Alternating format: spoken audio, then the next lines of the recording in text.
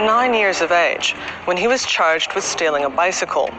From there, he was in and out of juvenile facilities before finally being sent to an adult jail in 1966 for stealing a car. Cox was a bright kid, but evidently tempted by an easy dollar. Mark Reed tells a story which may well be apocryphal, that Cox's life of crime began when he was about 10, when he'd won a raffle, the prize for which was a bicycle.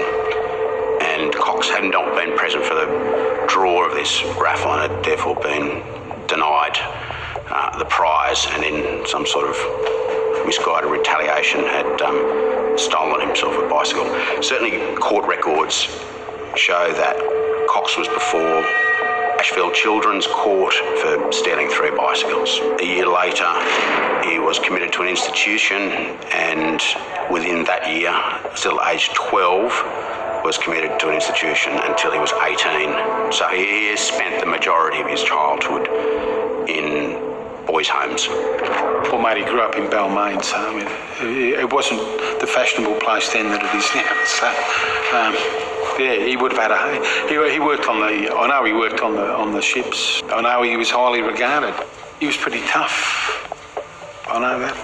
Also, remembering at this point he was still going by his birth name of Melville Peter Schnitzerling, which doesn't sound anything like Russell Mad Dog Cox. He would have had a tough time looking after himself, I would imagine. Forensic psychologist Stephen Barron believes Cox endured a tough childhood and had to use everything at his disposal to survive. I suspect that Russell Cox was brutalised, was punished. I suspect he had a very difficult, rather challenging childhood, and he defended himself with the means he had at his disposal. I suspect he dealt with a system that was unforgiving towards him, and I felt he probably defended himself with those skills that he had. Somebody who has a very strong intelligence but not opportunities in life looks for ways to get the advantage that they want. So I think that he would have been putting all of his energy and smarts into advancing himself in life. When he realised that he wasn't going to be able to climb the normal social rungs, he put his attention into advancing himself as fast as he could.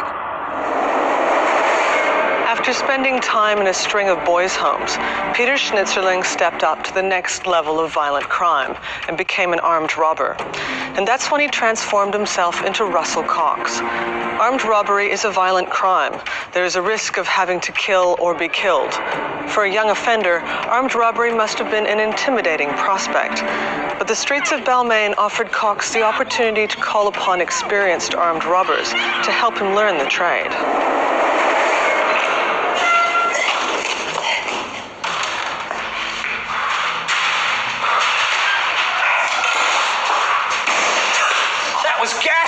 That was the best fun I've ever had.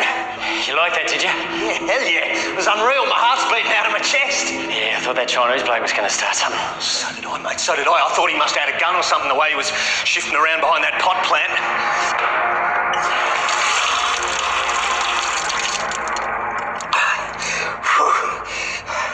What a way to start the day, eh? Sure beats the shit out of coffee. Hey, how come you're so cool? I'm not, man. I'm just buggered. Believe me, I love it. I need it. Yeah? Can oath, mate. You get hooked on it. I just can't run around it like you at my age. Hey, old man, eh? Too right. But I love it as much as you do. That's why I keep showing up to do it. Oh, fuck. I hope I'm still loving it at your age. Yeah? I hope you're still around at my age. Yeah, well, maybe I'll make enough to stop having to do it. It's really about the money, isn't it? Well, that's 25 grand there, I reckon. Yeah, but at least. I reckon it could be more like 40. 40? Good day's work. But I don't do it for the money. I'd do it even if I was a millionaire. Wouldn't you? Like most professional criminals, Cox comes from a background of juvenile crime, in and out of boys' homes, in and out of children's courts, and then later on in and out of jails. Like most criminals, he would have picked up skills along the way in those institutions, but he does seem to have had some natural aptitude for robbing banks. Armed robbery is a dreadful crime. The victims suffer from trauma associated with the terror of the event for the rest of their lives.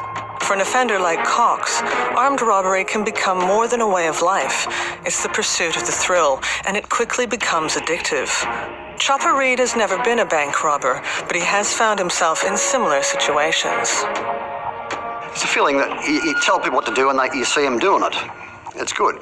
You take the money. It's good. It's a good feeling. It's a magic feeling. You walk in there with a gun, you say, get on the ground, and 30 people are getting on the ground. Oh, that's good. Gee, it's marvellous. I've only got a gun in my hand. Look at that, all getting on the ground. That's good. Where's the money now? Yeah, that's good.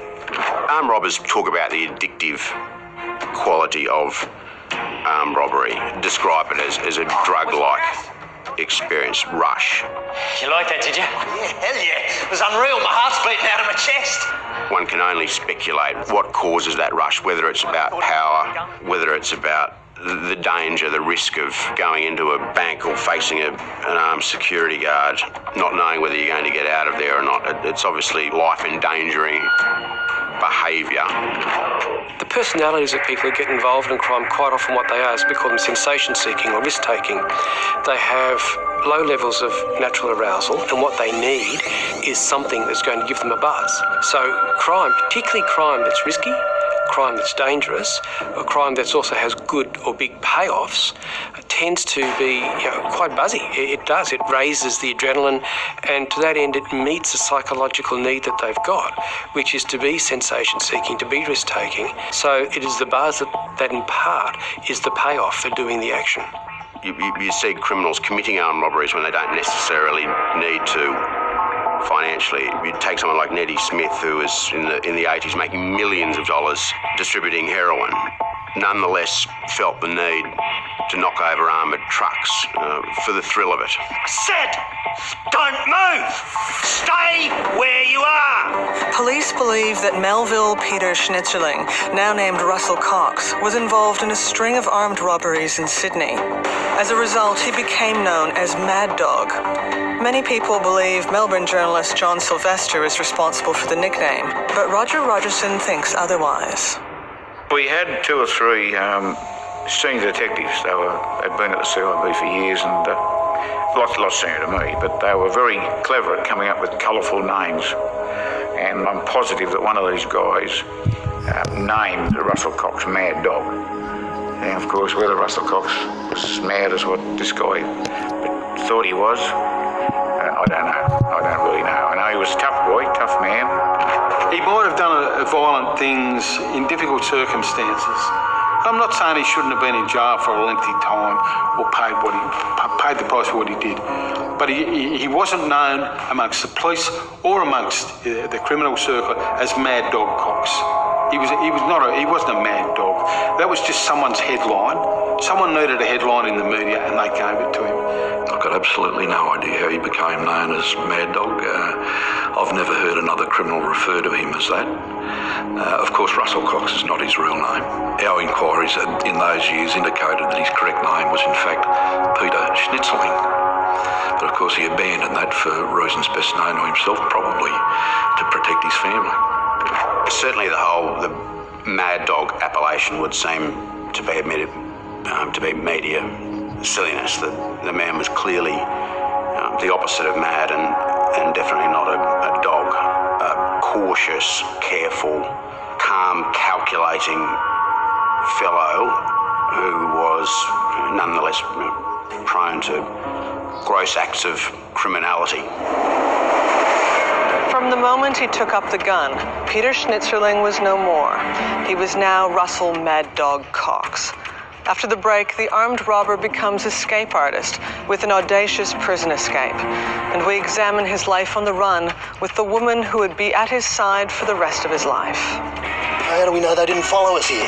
Darling, it's been a week and a half. I reckon we would have heard something by now if they knew where we were.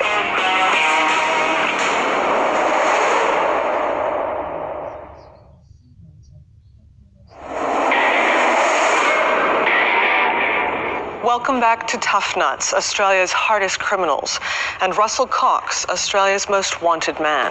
After dropping the name Melville Peter Schnitzerling, it's believed that Russel Cox was responsible for a string of payroll robberies in Sydney's industrial southwestern suburbs, and a raid on a Commonwealth bank in Merrickville, where they took £30,000. The spate of armed robberies were finally brought to an end when Cox was charged with a payroll holdup at an electrical goods factory and sentenced to 14 years in jail. At a very early stage in his incarceration, Cox decided he was not going to serve his time. He spent every waking moment plotting escape.